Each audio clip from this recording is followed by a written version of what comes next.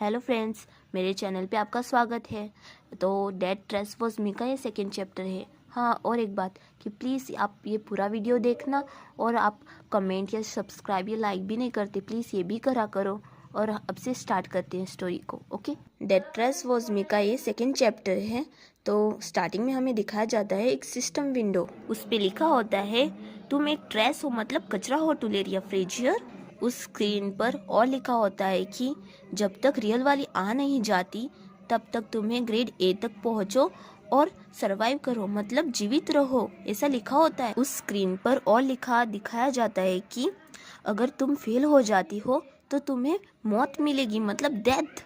ये सब पढ़ के वो बोलती है बिल्कुल नहीं।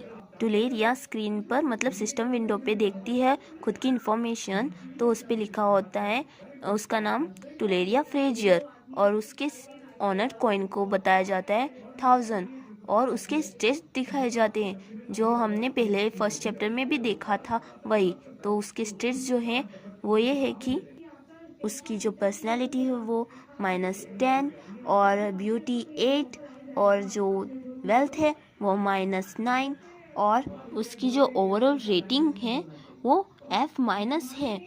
और ये सब पढ़ के और देख के तो टुलेरिया की तो हालत ही ख़राब हो जाती है, पसीने निकल जाते हैं। वो सोचती है नहीं, लेकिन इतने भयानक स्टेट्स के साथ कोई कैसे जीवित रह सकता है।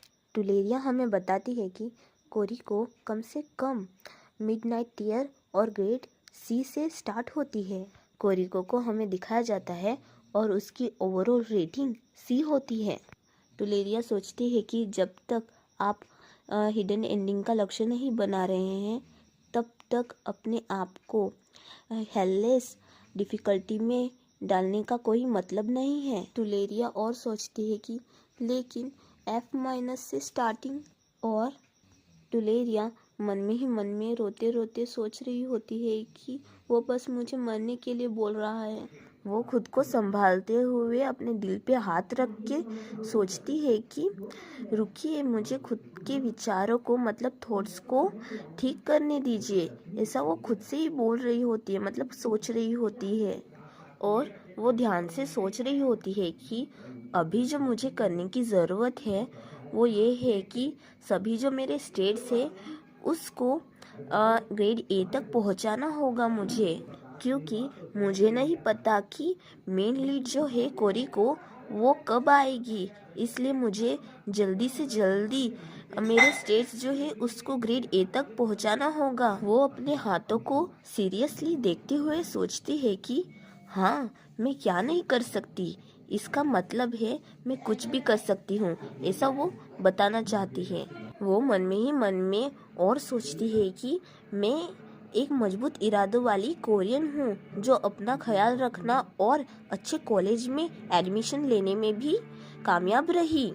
वो खुद को ही मन में बोलती है कि चलो ढूंढे, स्टार्टिंग करे कि मैं क्या कर सकती हूँ।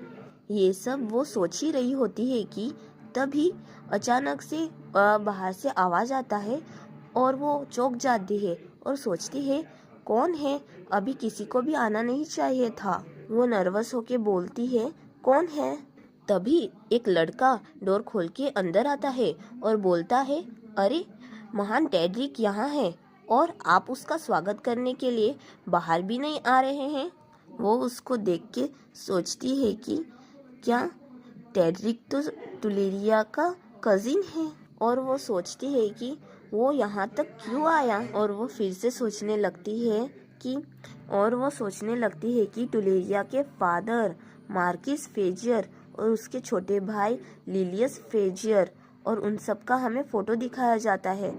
और वो और बताती है कि जो लिलियस है उसका बेटा सन फेडरिक है। और हमें वो बताती है टेड्रिक और टुलेरिया के बारे में कि टेड्रिक और टुलेरिया बिल्लियों और कुत्तों की तरह हैं। इसका मतलब ये है कि उनके बीच बनती नहीं है। ऐसा क्यों है, इसके बारे में वो हमें बताती है कि क्योंकि टेड्रिक वो खुद डायरेक्ट हायर नहीं है, पर वो एक कोलेटरल लाइन से है, इसलिए जो डायरेक्ट डिसेंडेंट है टुलेरिया उससे हमेशा जेलस होता रहता है।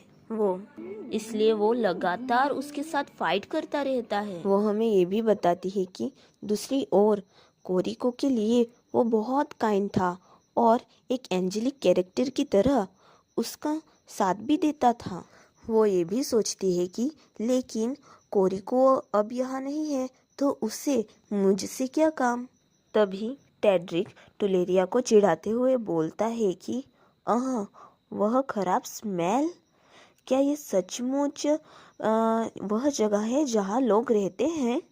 टेड्रिक और भी बोलता है कि स्मेल इतनी बुरी है कि मुझे तो हेडेक हो रहा है, मतलब सरदर्द हो रहा है। टुलेरिया गुस्से में सोचती है कि ये बास्टर्ड। वो टुलेरिया को चिढ़ाते हुए फिर से बोलता है कि अगर तुम्हें ऐसे ही मिजरेबली रहना था तो तुमने बैंक्वेट में ऐसा सीन क्यों बनाया।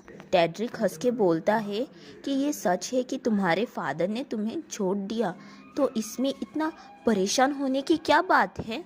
वो बोलता है कि इसलिए ग्रैंडफादर ने तुम्हें इस इंडेफिनिट कॉन्फ्लिक्टमेंट में रखा है।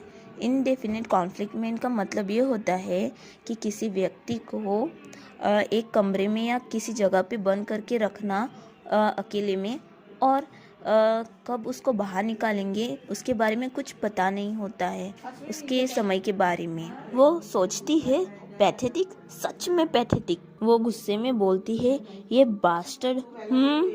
वो सोचती है सभी चीज़ों में से क्या आपको किसी के दुखती रग को हाथ लगाने का साहस करते हो। उस मोमेंट पे मुझे याद आया कि टुलेरिया क्यों विलेनस बनी। ये सब उन जैसे लोगों के कारण था। उस समय कोरिका के रूप में खेलते हुए मुझे इस बात का एहसास नहीं हुआ था, क्योंकि कोरिको के आसपास फ्रेजर परिवार में से सभी लोग अच्छे लगे थे टुलेरिया को छोड़कर। अब मैं टुलेरिया की पोजीशन में हूँ। वो और सोचती है कि एक अबेंडेंड लेडी के रूप में तिरस्कार और दुर्व्यवहार का जीवन इससे होकर कोई भी गुजरना नहीं चाहेगा। होनेस्टली कहूँ तो टुलेरिया की हरकत अब जाकर मुझे समझ में आ रही है। वो टेड्रिक को देखते हुए सोचती है कि क्या प्रोटेगनिस्ट को मिलने वाली शक्ति इस तरह के बदमाशों को भी ताकत देती है। तभी टेड्रिक बहुत गुस्से में चिल्लाते हुए टुलेरिया से बोलता है कि तुम इतनी बड़ी आंखों से क्यों घूर रही हो भिखारी, तुम अपनी नजरें नीची करो। टुलेरिया उसको बहुत गुस्से में देख रही होती है पर उसको कुछ बोलती नहीं।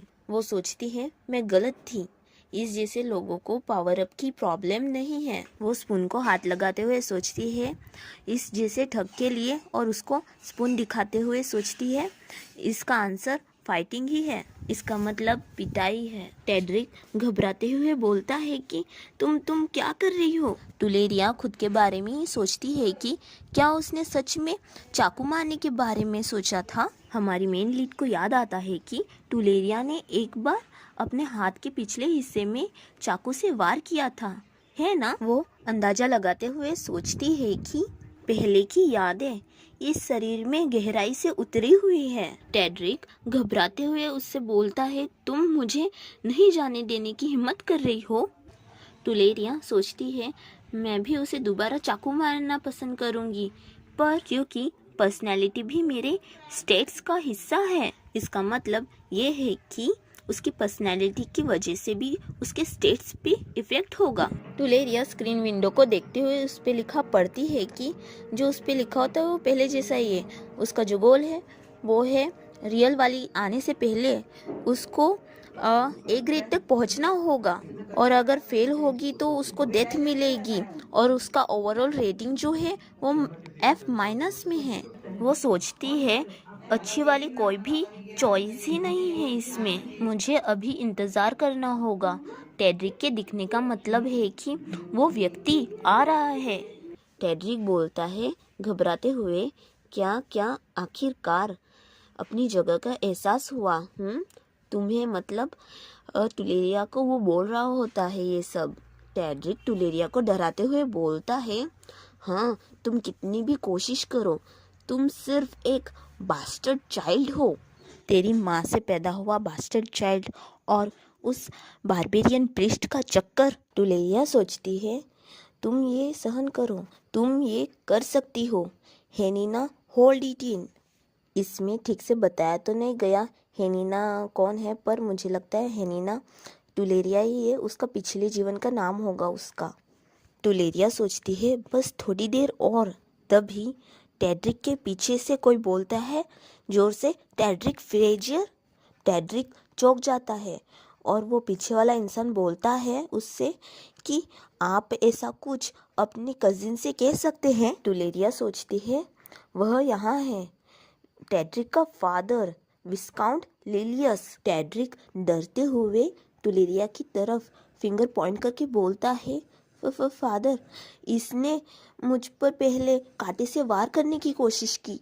तभी टुलेरिया सोच रही होती है कि लिलियस वो लो आएगा, मैं जानती थी, क्योंकि टेड्रिक हमेशा उससे चिपका रहता था, लेकिन वो इतना एंग्री क्यों दिख रहा है। टेड्रिक के फादर सोच रहे होते हैं कि आप जानते हैं कि आपकी माँ ने आपको कितनी अनमोलता से पाला है, उस जैसी लड़की की हिम्मत कैसे हुई। टेड्रिक के फादर गुस्से में ये सब सोचते सोचते टेड्रिक को अचानक थप्पड़ ही मार देते हैं। टेड्रिक तो चौंक ही जाता है और टुलेरिया भी चौंक जाती है और मन में ही बोलती है कि क्या। टुलेरिया सोच रही होती है कि ये एक अनएक्सपेक्टेड घटना है, इसका मतलब ये है कि जो सोचा नहीं था वैसी घटना हो गई। टेड्रिक के फादर टेड्रिक को बोलते हैं, टेड्रिक फ्रेजियर, और टेड्रिक तो घबराते हुए अपने हाथ को अपने गाल पे रखते हुए बोलता है, हाँ। टेड्रिक के फादर के मारने से टेड्रिक का गाल तो पूरा लाल लाल हो गया होता है। तो यहाँ पे ये पार्ट हम फिनिश करते हैं, ओके। और हाँ, आप लोगों ने मेरा इतना इंतज़ार किया इसलिए थैंक यू। इसके आगे के पार्ट मैं जल्दी ही अपलोड करूँगी, और आपको ये वीडियो और मेरा एक्सप्लेनेशन अच्छा लगा हो तो प्लीज़ लाइक, सब्सक्राइब और शेयर कर देना। और आपको कोई न्यू स्टोरी पसंद हो या ओल्ड स्टोरी भी पसंद हो तो आप मुझे उसका नेम बता सकते हो, मैं उसको एक्सप्लेन करने की कोशिश करूँगी। Okay, bye. नेक्स्ट पार्ट में मिलते हैं, ओके।